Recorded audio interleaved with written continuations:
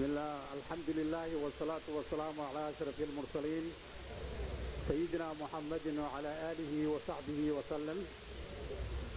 قدومك برلمان كجلها شعبك قدوميها أقل كسره قدوميها محكمة سره حلبانا شرف صالح صحافة مرتي شرفتك عليه. السلام عليكم ورحمة الله وبركاته.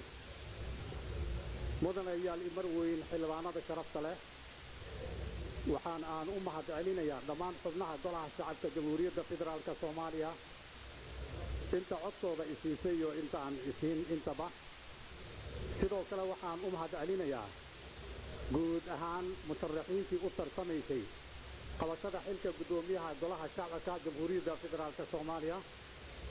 dhinaca kale waxaan u mahad celinayaa iyana dhammaan saaxiibadayda iyo taageerayaashii igala shaqeeyay dadaalkii aan u soo galay kamida dhalinta tartanka doorashada gudoomiyaha golaha shacabka jamhuuriyadda federaalka Soomaaliya.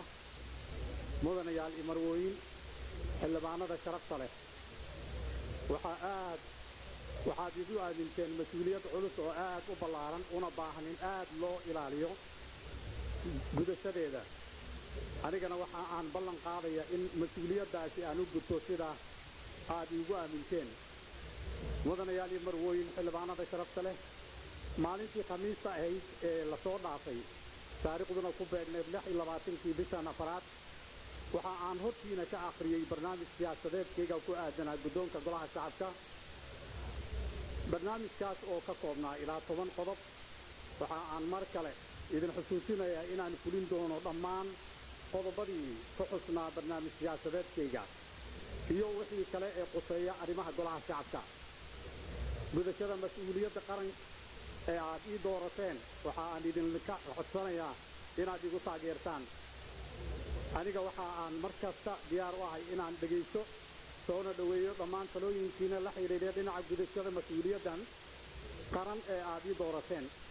mudanayaal iyo marwooyin xildhibaanada sharafta leh waxa aan shacabka Soomaaliyeed hortiina ugu ballan qaadaya inaan ugu adeegi doono si daacad ah oo ay ku jirto danta dalka dadka iyo diinta anigoo ilaalin doona dastuurka kumeel gaarka ah iyo dhammaan shuruucda kale ee dalka. السلام عليكم ورحمة الله وبركاته.